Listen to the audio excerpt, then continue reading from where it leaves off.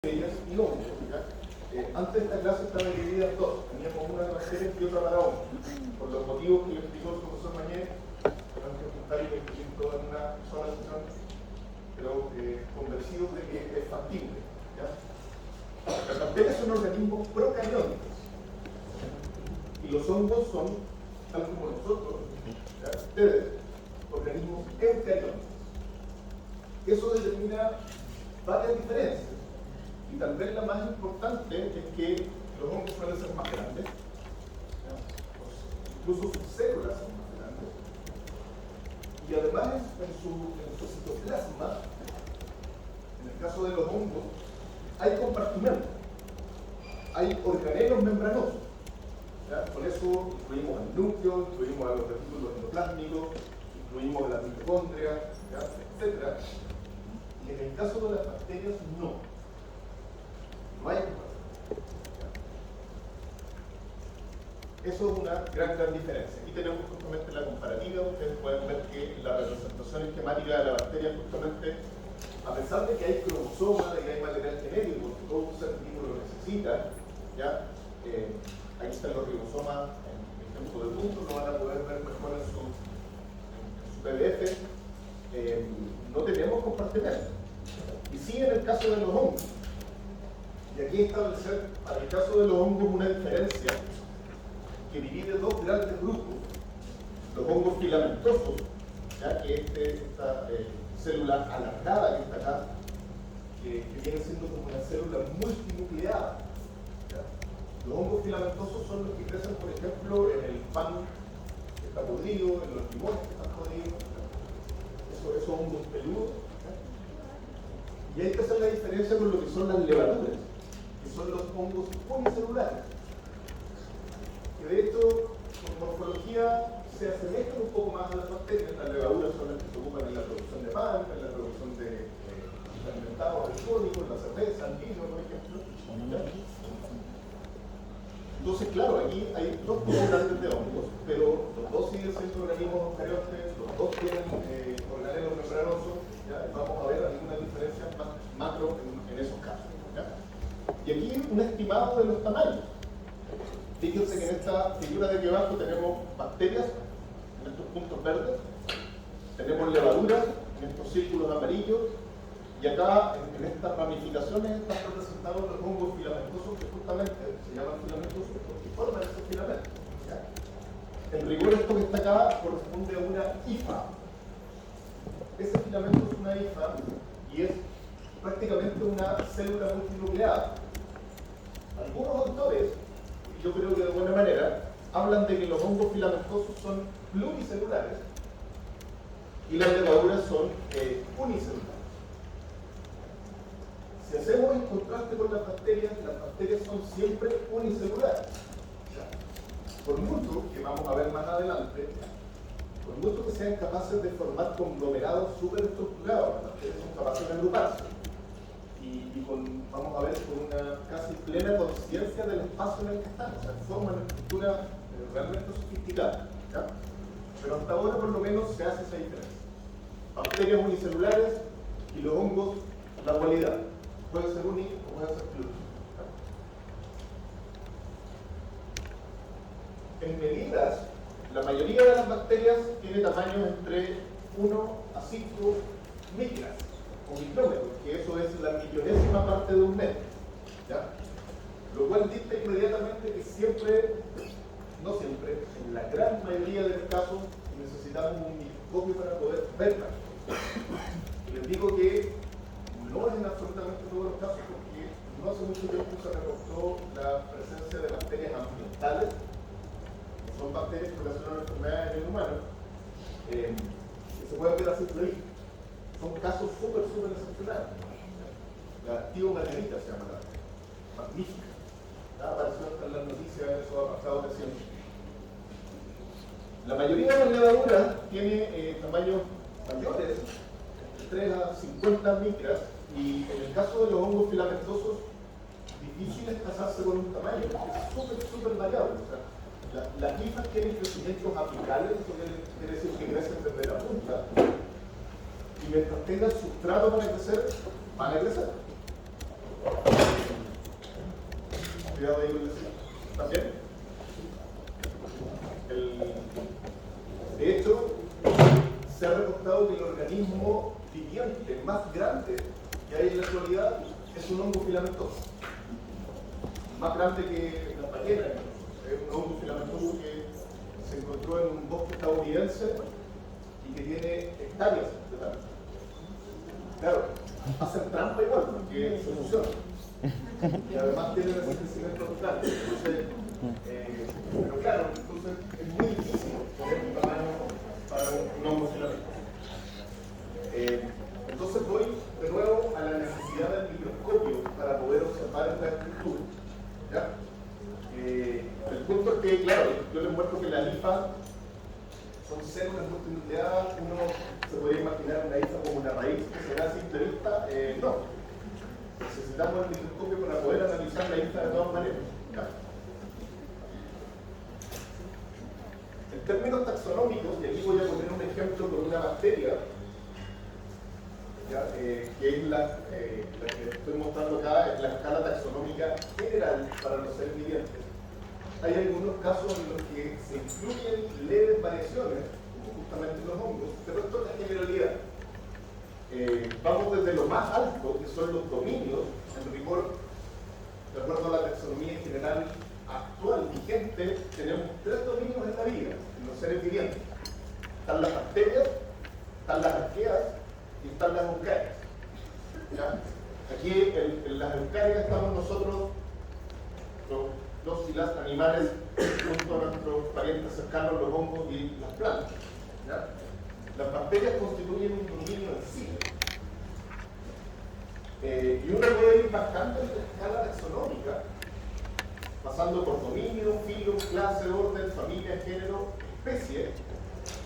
Y especie suele ser la escala taxonómica más baja que, por ejemplo, se alcanza o se pretende alcanzar cuando uno hace un diagnóstico microbiológico. Esto siempre puede llegar a ser variable, pero en la mayoría de los casos. Si ustedes tienen, ojalá que nunca, o hayan tenido pocas infecciones bacterianas, el informe de resultados del laboratorio clínico les va a reportar, en la mayoría de los casos, la especie bacteriana. Excepciones que lleguen solo hasta género. ¿Ya? Puede ser que en algunos casos solo se llegue a este género. Y existen niveles intraespecies. Con eso, ¿qué quiero decir con eso? Que no todas las bacterias de una misma especie, ni no todos los hongos de una misma especie son idénticos entre ellos. Lo mismo nosotros. ¿Ya? Somos todos homo sapiens, somos todos distintos. ¿Ya? Entonces lo mismo pasa a todo el resto de los microorganismos. Ojo con cómo se escribe. Aquí está Escherichia coli, que es una bacteria. ¿Ya? Tiene el nombre que denota el género en mayúscula, ¿ya? Y este apellido, ¿ya? Va con minúscula y todo va en cursiva. Ahora, el nombre de la especie es Escherichia coli, las dos, es binominal. ¿Ya?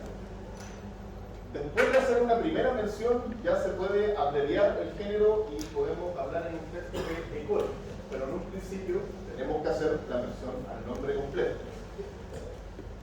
Excepciones también hay. Yo ahí lo que les solicito es que cuando ustedes tengan que escribir un informe, ¿ya? O preparar una presentación, no solo en el contexto de este curso, sino que lo que viene adelante, estén al tanto de esas nomenclaturas.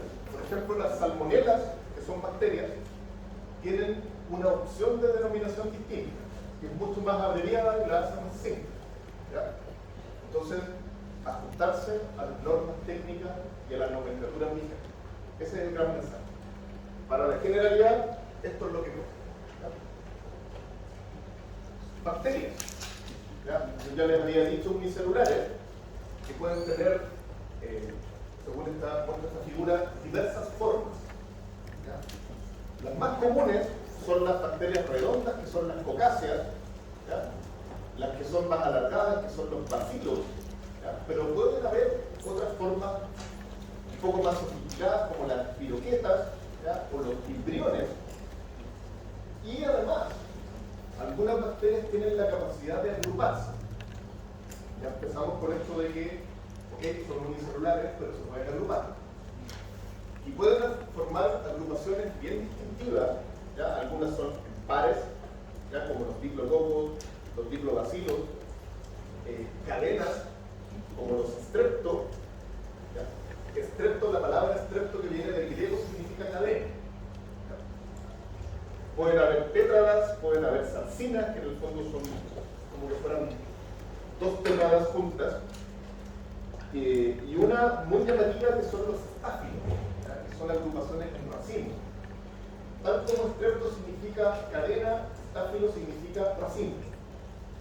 Y esos, por favor, recuerden esos dos prefijos, porque incluyen grupos bacterianos muy importantes.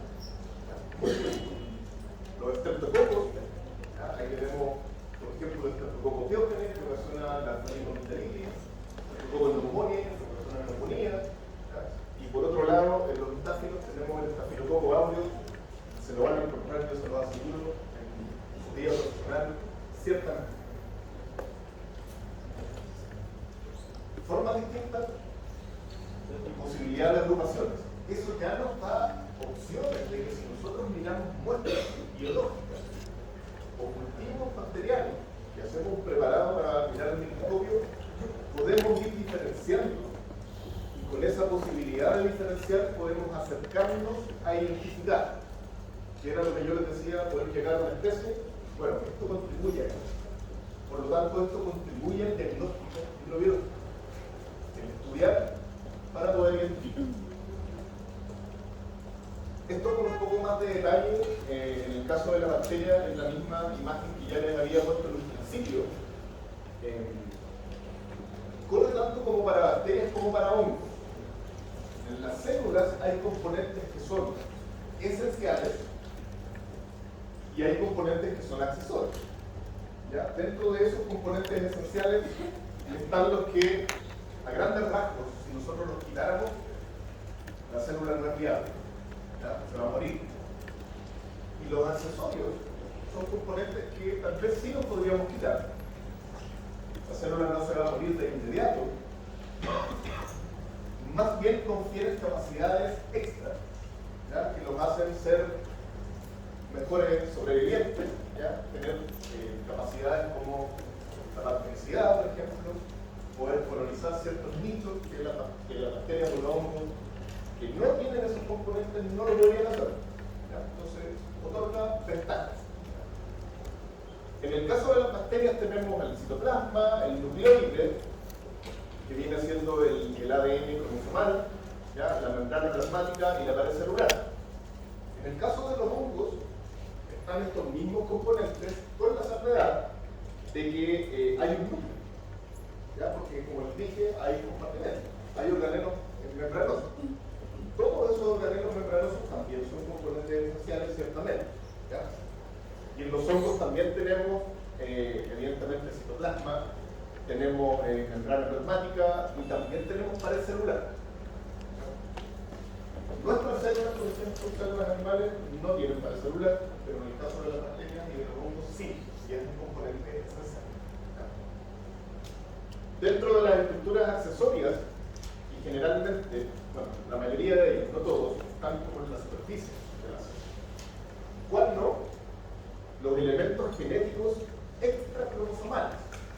Eso también es ADN, generalmente es ADN, pero es material genético un poco más pequeño que los cromosomas y que también ahí hay genes que son importantes para capacidades extras, ¿ya? Como les había planteado acerca de estos elementos accesorios. O sea, esos genes les confieren capacidades como resistir antimicrobianos, como comportarse como patógenos, ¿ya?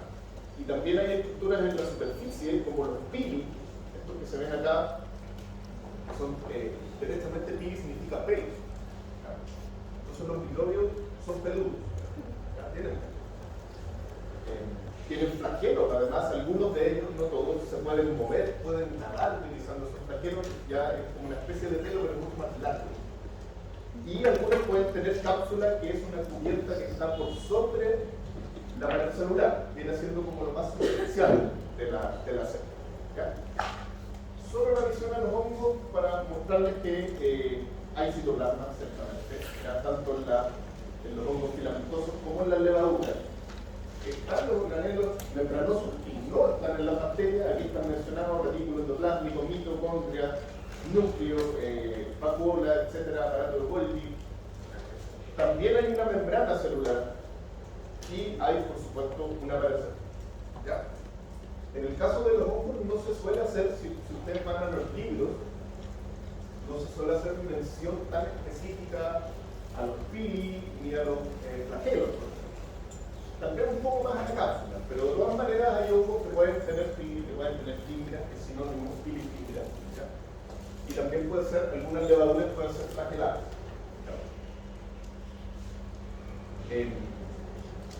Aquí tenemos en el fondo una fotografía. Ya hablamos de morfología de bacterias. ¿Ya? En el caso de los hongos es más complejo. Suele darse que la morfología en el caso de las células eucariotas tienen más complejidades. Ya lo van a ver con los parásitos, más aún. Aquí hay una levadura fotografiada en microscopio, que es una cándida. Cándida albicans debe ser por lejos la levadura de mayor importancia en términos clínicos. También se la van a encontrar mucho. Esto está en lo que se llama un crecimiento vegetativo y tiene la morfología clásica de una levadura. ¿Dónde viene nuestro enemigo? Que algunas levaduras pueden filamentar, pueden formar, pueden como intentar asemejarse en su estructura a los hongos filamentosos. Nunca van a alcanzar a formar un conjunto de hifas como las que forman los hongos del pan, por ejemplo, o de un limón podrido. Y ese conjunto de hifas se llama micelio. ¿Ya? Pero sí pueden formar estructuras que se asemejan. Las hifas son estos filamentos que constituyen el hongo filamentoso. O sea, una célula, en rigor del hongo filamentoso, es una hifa. Y es una célula multinuclear, alargada. ¿Ya? El conjunto de esas hifas es el micelio. Y es lo que se torna visible en algunos hongos filamentosos.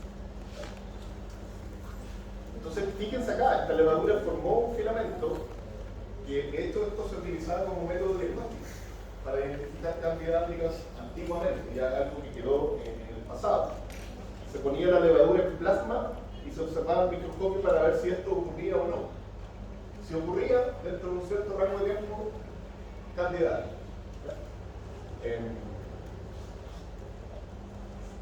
Y hay un fenómeno conocido en los hongos como el dimorfismo, y eso quiere decir que pueden tener dos formas distintas, pero con la condición de que esas dos formas distintas se den en nichos distintos. Y es lo que pasa con los hongos que están mencionados acá en la lista. ¿Ya? No es necesario que se aprendan estos nombres de hongos de memoria. ¿Ya? Yo sí les voy a pedir que recuerden la cantidad álbica porque ciertamente es mucho más importante, pero de acá, en el caso del dimorfismo, recuerden el concepto. Una forma en el ambiente, otra forma en el hospedero. ¿Ya? El hospedero lo que siendo nosotros si estamos hablando de infecciones en el humano. Candida albicans no cumple con el requisito de ser dimórfico, porque presenta todas las formas que se le ocurren en cualquier lugar. Y si nos vamos al detalle de la estructura de las hifas de los hongos filamentosos, hay muchísima diversidad. Y eso justamente, tal como pasa con las bacterias, permite reconocerlos y permite avanzar en su identificación. En el caso de los hongos, la diversidad, sobre todo de los filamentosos, la diversidad es tan amplia que la llegada o el acercamiento al nivel de especie es mucho más cercano. En muchas ocasiones se puede identificar la especie de hongo mirándolo al microscopio. Hongos filamentosos, ¿ya? Aquí, por ejemplo, tenemos un Aspergillus fumigatus, y es un hongo filamentoso probablemente de los filamentosos el más importante es química. Fíjense que tiene hifas, aquí está la foto del microscopio con una división azul que es el lactofenol. Aquí están las hifas, tienen estos tabiques. Las hifas pueden tener estos tabiques que son los septos. Yo me devuelvo. Esto que está aquí, fíjense que hay un tabique, justamente corresponde a ese septo. Cuando uno mira las hifas al microscopio, los puede diferenciar. ¿Cuál es la particularidad del septo? Que tiene un poro en el centro. No es completamente cerrado.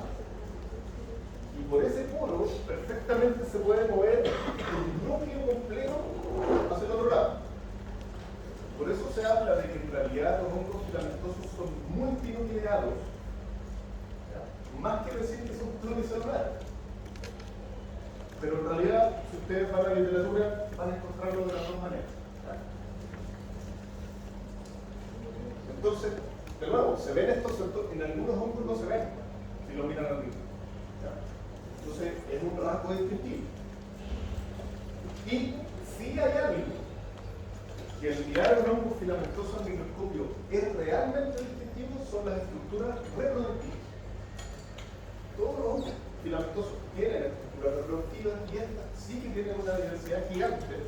Y en el caso de las perfilos fumigatos, forman estas estructuras que derivan del polidióforo, ¿ya? Tienen una especie de flor. Tienen una base que es la fiálide, y de esa fiálide se diferencian las esporas que van a ser las reproductivas, que son los conídeos. Todas estas denominaciones, créanme que son propias de las perfilos. Ustedes se van a otro hongo, van a encontrar nombres distintos. Pero claro, hay cosas que son transversales, que son equivalentes. IFA se mantiene, septo se mantiene, espora también se mantiene. El punto es que acá la espora se llama conidio. Acá, por ejemplo, fíjense, en este Rhizopus, esto está definido solo a nivel de género. ¿Habían visto alguna denominación parecida a esto con el SP? El SP quiere decir que es una especie dentro del género Rhizopus. Una. Si no la estamos identificando, no estamos haciendo mención a una especie en particular, pero sí estamos haciendo mención a que es del género Rhizopus. Ojo que ese SP no va en cursiva y va con un punto. Si nosotros pusiéramos en vez de SP, SPP, estaríamos hablando de más de una especie del género Rhizopus. Puede ser enredado o nada, pero una vez que se lo aprenden, ya se van con un tubo. Fíjense que acá no se ven los septos. A pesar de que si uno se va al detalle ultraestructural con microscopía electrónica, puede que encuentre que haya septos efectivamente, pero no se observa. Por lo tanto, se suelen mencionar como aceptados. Y eso es una característica distintiva. Y fíjense en la estructura reproductiva, es completamente distinta, es cerrada. Y aquí las esporas se llaman esporactoesporas. Y además las hifas tienen este rasgo distintivo también, como se le dice como pasas de araña. A los hongos se les suelen dar esos nombres referenciales que son como bien domésticos. Y aquí hay otro que es una alternaria que tiene las esporas enormes, por eso se llama macroconidio. Y además este hongo es pigmentado, tiene ese pigmento café, esta preparación no está teñida, pigmento natural. ¿Ya? Entonces, el mensaje, la estructura reproductiva de los hongos filamentosos son las que permiten mayormente hacer identificación. ¿Ya? Si le sumamos algo más a eso, la referencia va a ser. Ok, vamos por parte de la célula. El citoplasma, todas las células de los organismos vivientes tienen citoplasma. Después cuando vean los virus van a ver que están como en el rango de lo que se considera viviente y lo que también no. Porque siempre tienen que estar dentro de un hospedero para poder replicarse. ¿Ya? Pero las células que tienen replicación libre, todas tienen citoplasma. Y ese citoplasma es como una especie de matriz, como gel. ¿Ya? A pesar de que tiene mucha agua, es casi como un estado sólido. Y ahí ocurren la mayoría de los procesos biológicos básicos. ¿Ya? Ahí están los ribosomas, en el caso de los hongos están los organelos, etc. Y ese citoplasma está delimitado por la membrana citoplasmática, que está presente tanto en las bacterias como en los hongos, y que es una rica palipina. No nos vamos a detener mucho en la membrana citoplasmática, a pesar de que en el caso de los hongos, apunten por favor esto, hay un componente que es exclusivo, que es el ergosterol, para la membrana citoplasmática. Ese ergosterol está presente en la membrana de hongos, no en la membrana de bacterias y no en la membrana de ningún órgano vivo. Por eso justamente es un buen blanco terapéutico. Y hay muchos antifúngicos que van a el ergosterol.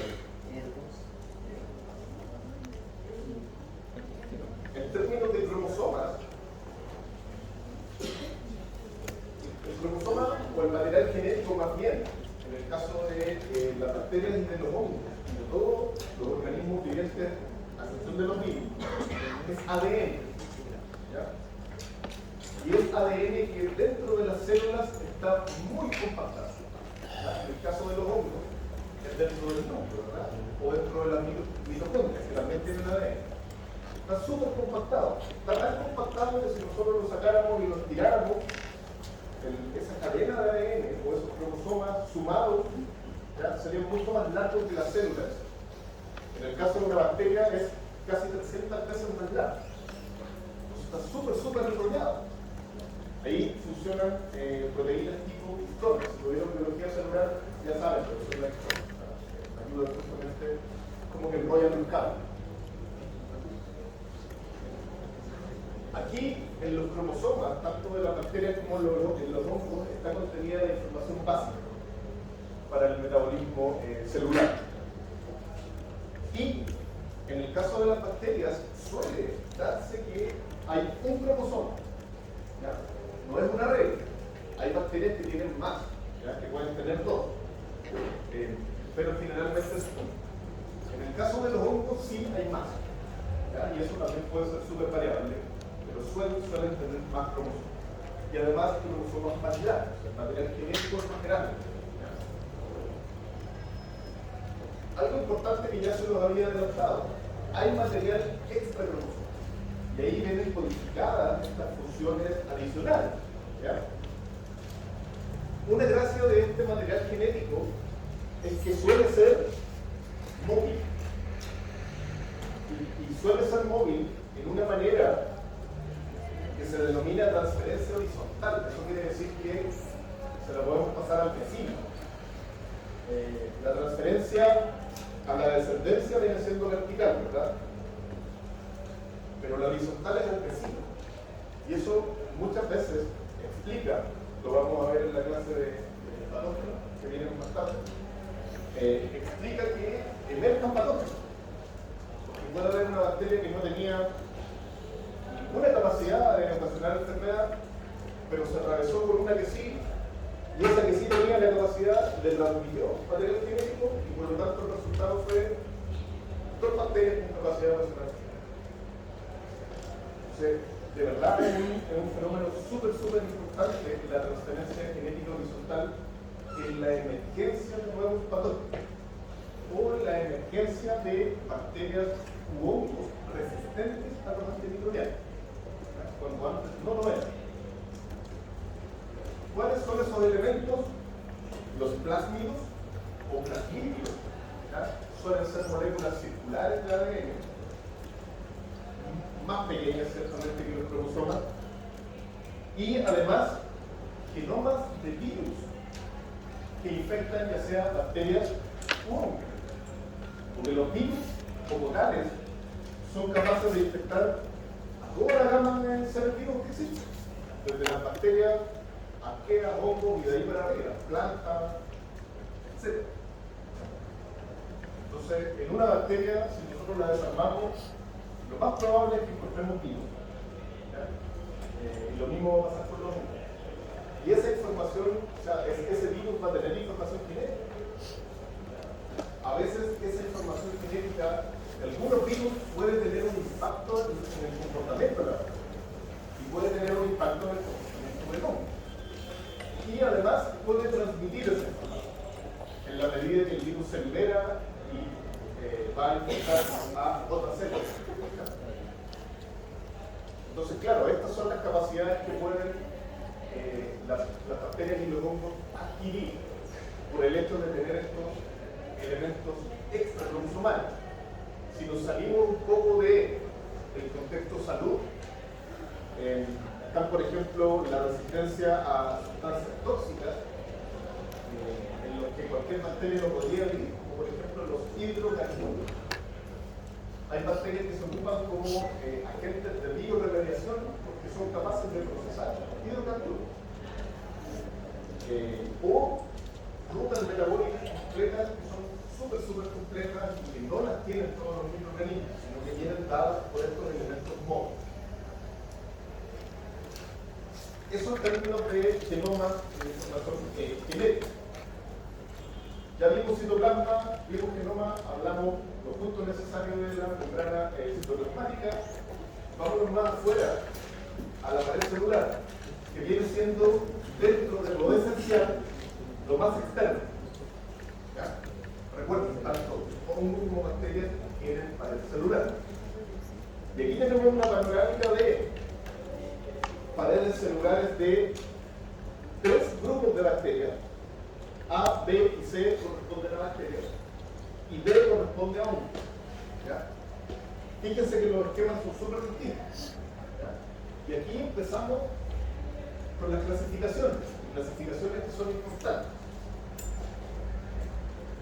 Bacterias clasificadas de acuerdo al esquema de Gram. Gram es el apellido de un científico que desarrolló un método de tinción para reconocer bacterias. ¿Ya? Y en esa época él no tenía la más mínima idea de lo que pasaba con la estructura de la red celular. Pero él desarrolló un método que diferenció dos grandes grupos: las gram positivos y las gram negativos. Todas ellas bacterias, ¿ya? Esto solo aplica para bacterias, no aplica para los hongos. Más adelante se vio que había una clara diferencia en la estructura de estas paredes celulares de ambos grupos. ¿Ya? La gran mayoría de las bacterias calza dentro de esta clasificación dual.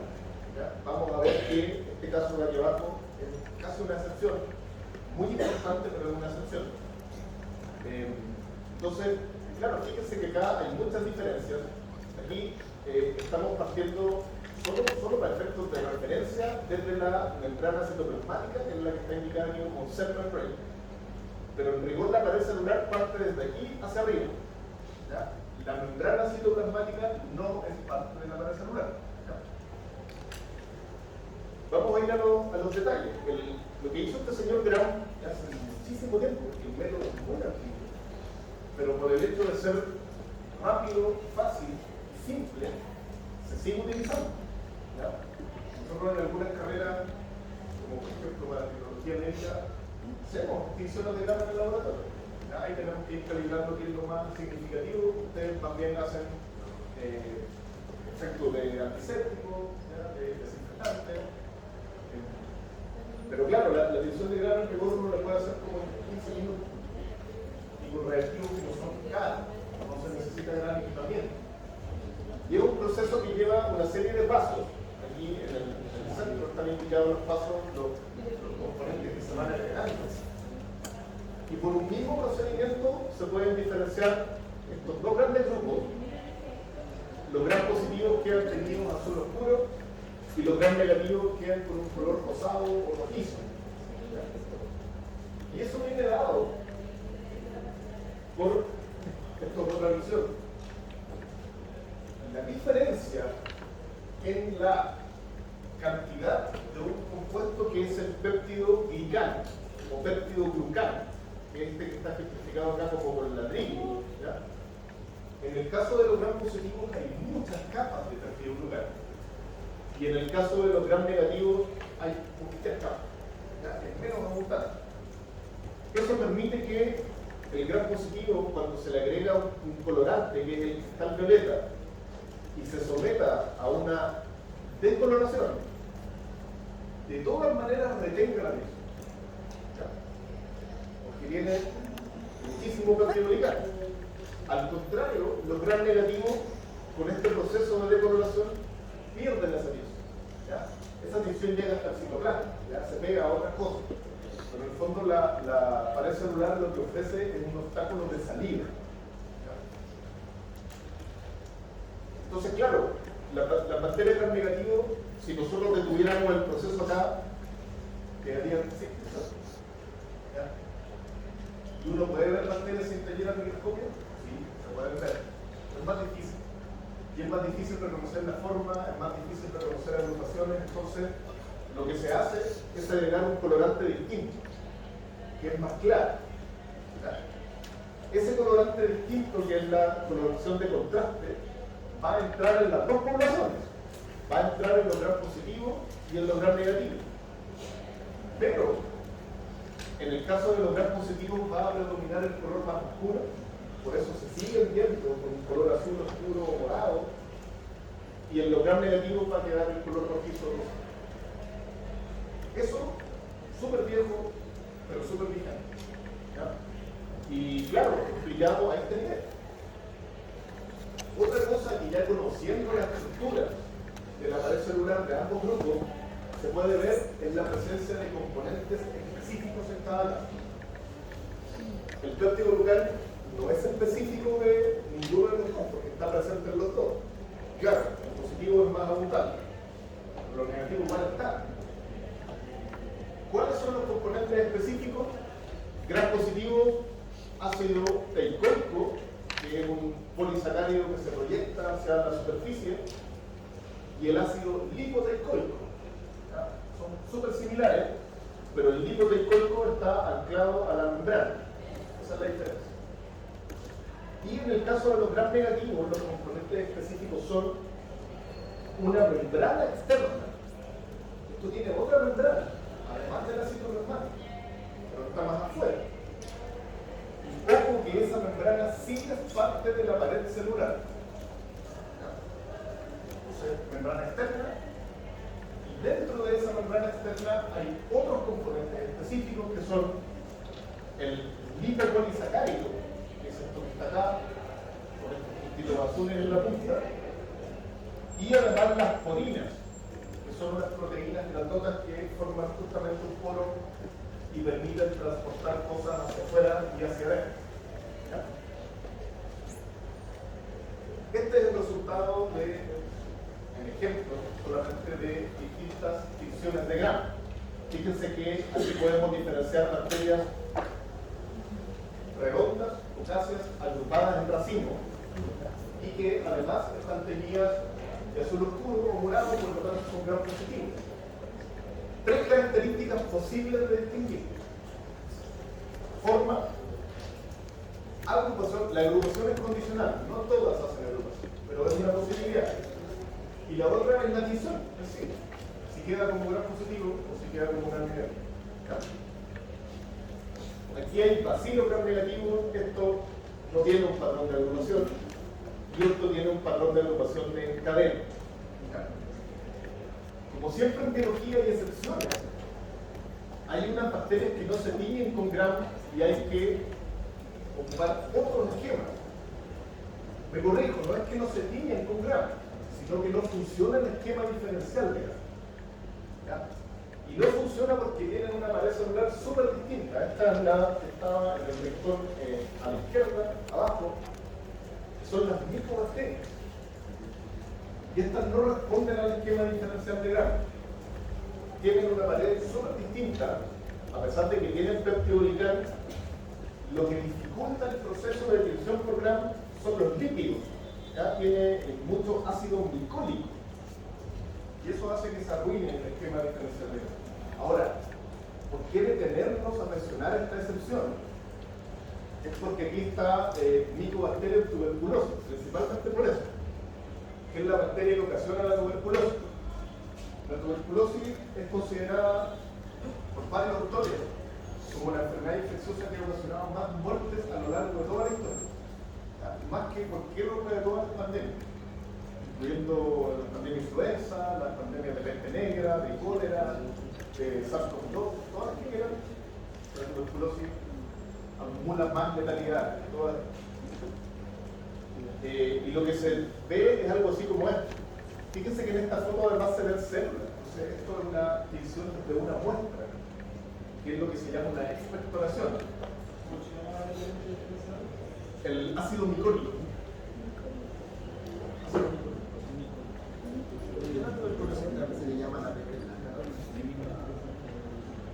¿Cuál será el motivo? Probablemente por las situaciones. Porque la peste negra se dio el nombre por el color que tomaban los bubones, que eran como protuberáceas que salían en guerras oscuras. Entonces la secreción media blanquecina puede tener una relación. Hongos, esquemas diferenciales en base a variedades celulares de los hongos, prácticamente no hay. ¿Ya?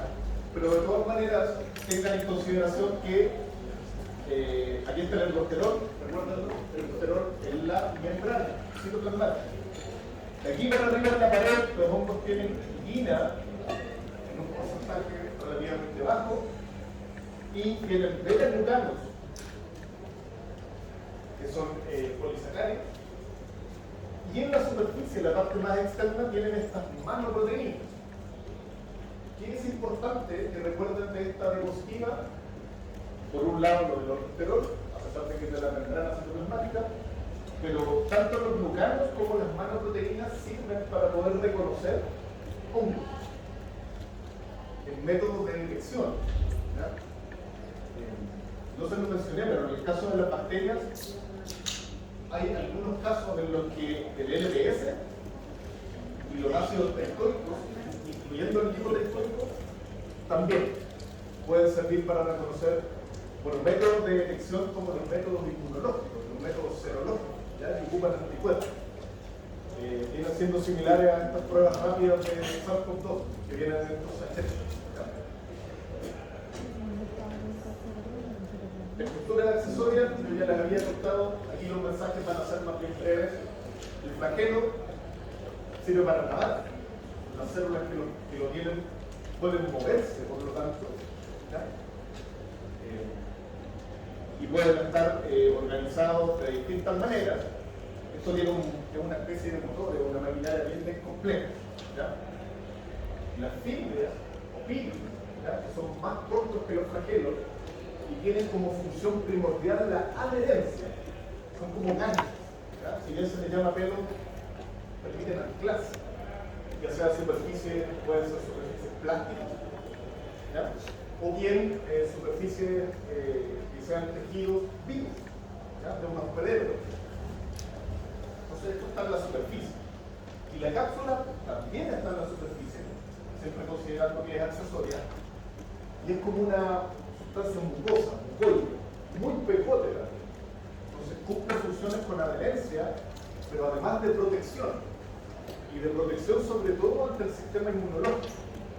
Las bacterias que suelen tener cápsulas son súper resistentes, por ejemplo, a la circulación sanguínea, y no cualquier bacteria u hongo resiste circular en la sangre.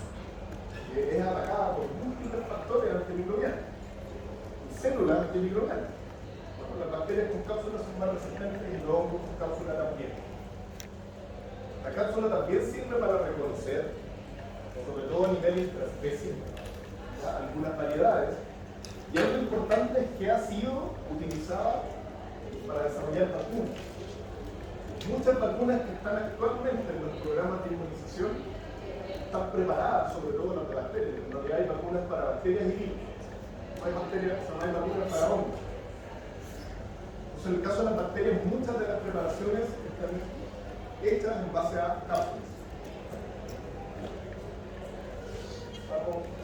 Justo en el tiempo, sí que voy un poco más rápido. La reproducción. Las bacterias se dividen por un proceso de fisión, y eso implica que una bacteria se divide en dos.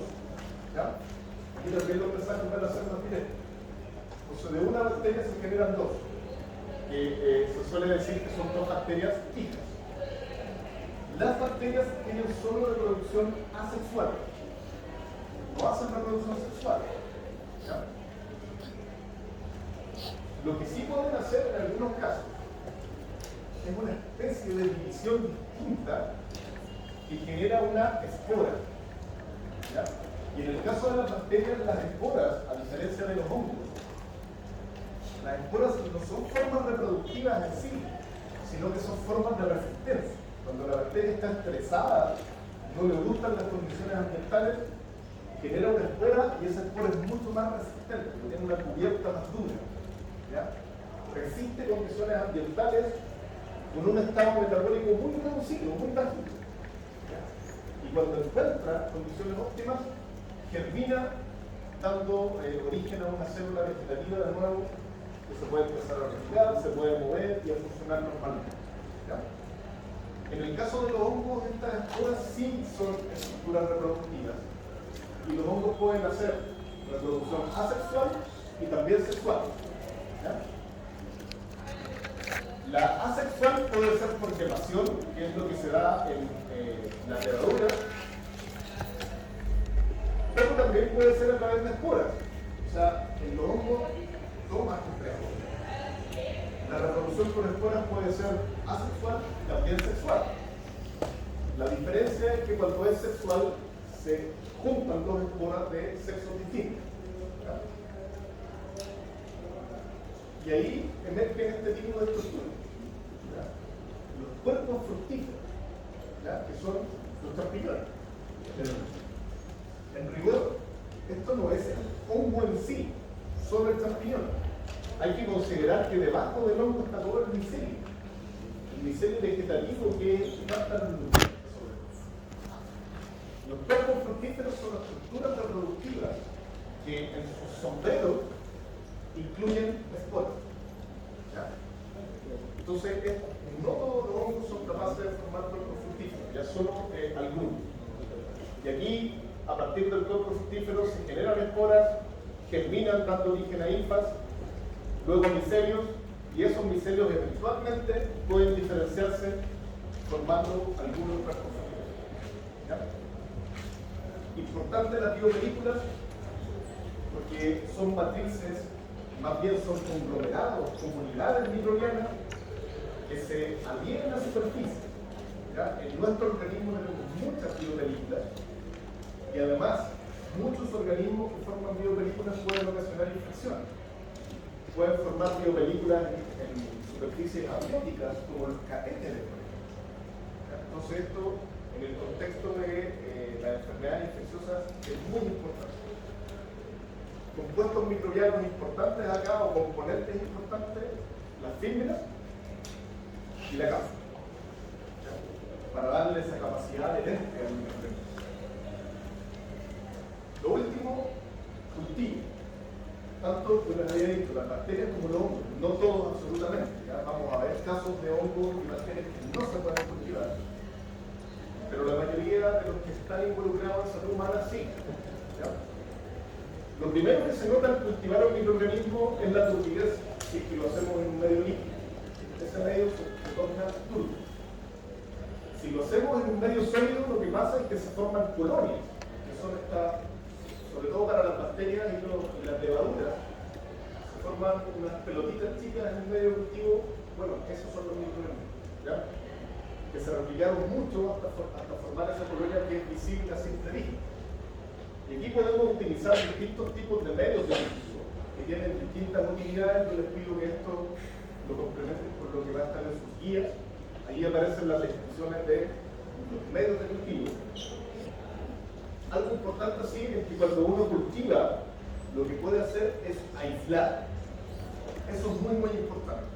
Y eso quiere decir que a partir de una muestra biológica, como puede ser una orina de un paciente con una infección urinaria, o una muestra de heces de un paciente con diarrea, nosotros podemos hacer un cultivo y por la técnica de siembra, que involucra hacer estos movimientos en zigzag, yo puedo llegar a obtener colonias discretas, separadas de las otras colonias que crecen. Y eso significa que esas colonias que están ahí, cada una representa un clon, un solo microorganismo. Aquí está explicado en el dibujo, fíjense. Esto es el caso de una bacteria. Quedó una bacteria en un punto particular del medio de cultivo, de la cara, que luego empezó a dividirse. ¿Ya? Y aquí están las fotos de la microscopía. Primero una se dividió, después de varios ciclos de división, generó una masa que ya termina siendo un conglomerado grandote y visible a simple vista. Entonces se asume que una colonia está compuesta por clones, todos de la misma especie, ¿ya? Incluso todos iguales, idénticos a nivel de subespecie. Entonces eso es importante para poder identificarlo. Tengan en cuenta este proceso de aislamiento por cultivo. Así se ven las levaduras y así se ven los hongos filamentosos, que son colonias más grandotas, ¿ya? Con características muy distintas, factibles de observar en el caso de los hongos filamentosos, ¿ya? Yo les había dicho, los hongos filamentosos son más complejos, por lo tanto hay mucha más diversidad.